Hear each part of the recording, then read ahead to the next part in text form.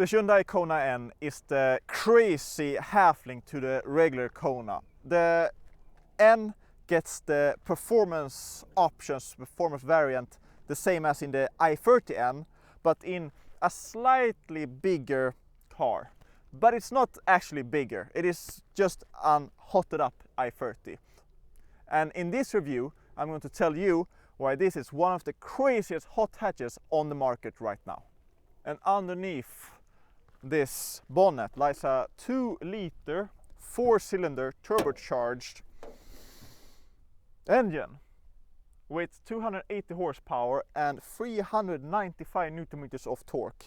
It does 0 to 100 kilometers an hour in 5.5 seconds. Not the fastest, but it doesn't have to, because this car offers something that I don't think a lot of other car manufacturers and cars in this segment is able to offer, and that is pure and crazy driving fun. And the exterior, while it flies a bit under the radar because the Kona, the regular Kona, is already quite not aggressive, but it has some attitude to it. So the added red lower lip here, the more aggressive vents and so on and so forth goes under the radar maybe, but if you look a bit closer and you look at these gray rims that house Pirelli P0 tires, 235 in the front and 235 in the rear, bigger N specific brakes, the N badge on the side, the red lower side skirt, of course the more aggressive rims and tires in the rear as well, and the final showpiece in the rear, 2 real exhaust pipes. And this car sounds a lot, not as much as the previous i30N that was just cracks and pops for days. This is slightly more quiet, less loud, but you still have this rather, fake diffuser and the real exhaust. This is, I think, the showpiece, the headpiece exterior-wise of the Kona N. You have this spoiler as well, and I think it actually looks the business. It is a crossover higher hot hatch, so in terms of size it is no bigger than a Golf or a Golf GTI. So that's where I think you should look in terms of performance and size. And with a hot hatch you have quite a limited amount of storage. And that is the same with this car. Being a Kona, you would expect this to have a bit more storage, but that is not the case. Luckily, there's a flat loading lip. There's some extra width to the sides, and you can fold down the rear seats in the 60/40 configuration. But I have driven this a lot during my week with this car, and I thoroughly enjoyed it. It's a unique car for sure. But in terms of loading capabilities, especially with this angled rear glass and just the shape of the rear tailgate, makes this very, very bad at loading stuff. Now we need to talk about the boring stuff, and that is the rear seating space. And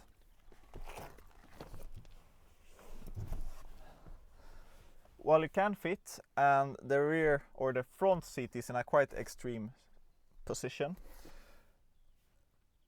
especially the ride comfort with the really stiff suspension makes it quite bumpy in the rear.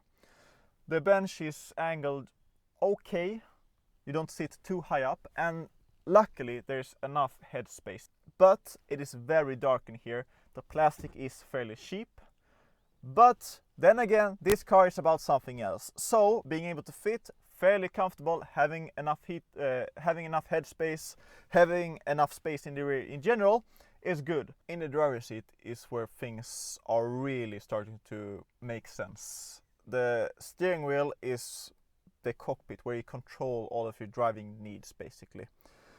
So if I start the car, I have paddles behind the steering wheel in metal, N mode, another N mode to cycle through the different driving modes, But on the right side, on the left side is where you cycle through the different driving modes: Eco, Normal and Sport. But on the right side is where you go into N mode. And underneath that button is a NGS, the N green shift. So for 20 seconds the automatic transmission and everything is turned to the max. And that's where things are really crazy. In general, the infotainment, the interior, quite boring, quite plasticky, very roundish, very fluent. Works okay. There are manual buttons or manual controls for the air condition. That works fine. The seats, very huggy, but they're not too huggy around the shoulders, which is, I think, the most important thing for a car that should be able to be sporty but also comfortable. From the start, you will notice that this is something different. The stiffness, the sound from the engine, it sounds almost like a lawnmower or a diesel or something. Very loud, and it's very loud in the cockpit. And of course the steering wheel, the exterior and all of that. But the thankful or the redeeming quality of this car is absolutely that gearbox. 8-speed DCT, extremely smooth. While it doesn't make it that fuel efficient, I've averaged about 0.8 liter per 10 kilometer. It is smooth, and the engine is also quite smooth. It's quite turbo-y, but if you're around a certain amount of RPM, you won't get any turbo surge, and it will feel like a normal car to drive. You even have Eco and Normal. And depending on which driving mode you're in, you will have different layouts on the digital gauge cluster as well. That's quite nice. But I'm not here to talk about driving this normally, because this is an N car. The N from Hyundai really means something. That's their sports car division, their tuning division, their division that makes ordinary cars special. And this is a special car. So if I press the N button, you get some revs, some more sounds, some pops from the exhaust, and 280 horsepower and 395 Newton meters of torque is under your right foot.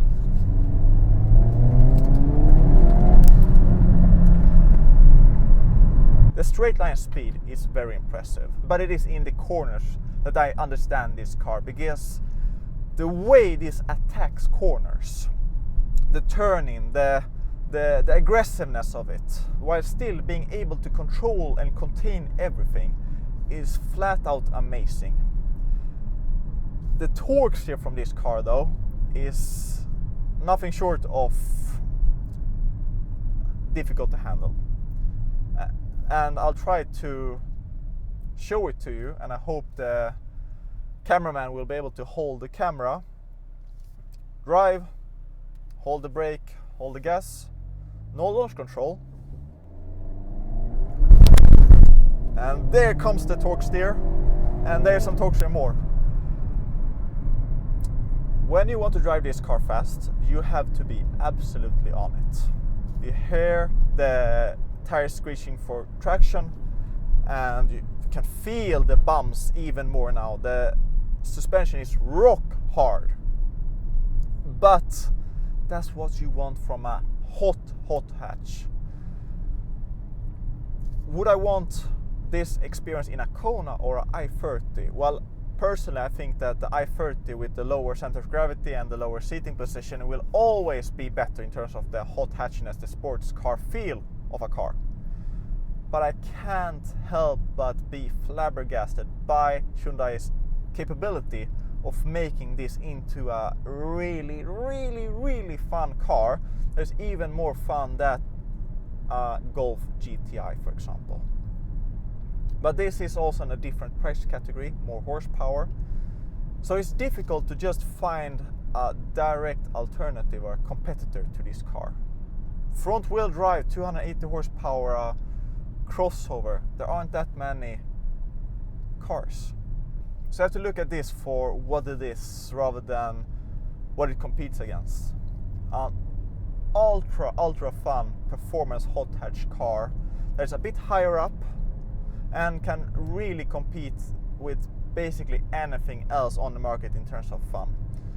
And that is saying something. How do I sum up this crazy, absolutely crazy Kona N? Well, it is crazy. It's a mix of a lot of different personalities. On one hand, it's a fantastic all-rounder because of that great automatic transmission. But on the other hand, in N mode and the NGS button pressed, this is absolute lunatic. The torque steer, the slip from the tires, the LSD, the feedback from the tires, the suspension, it just all comes down to a really, really fun driving experience. And unfortunately, there won't be a lot of people that will buy this car or even look at it, because there are established cars like the Golf R, the Golf GTI, the Honda Civic Type R, and those types of cars. So this falls a bit under the radar, but it doesn't mean that you shouldn't take a serious look or serious thought of buying this car. 420,000 Swedish kronor base price gives you a lot of fun and performance for your money. And that, I think, really sums up the Hyundai Kona N. And with that, that's my conclusion, and I will see you next time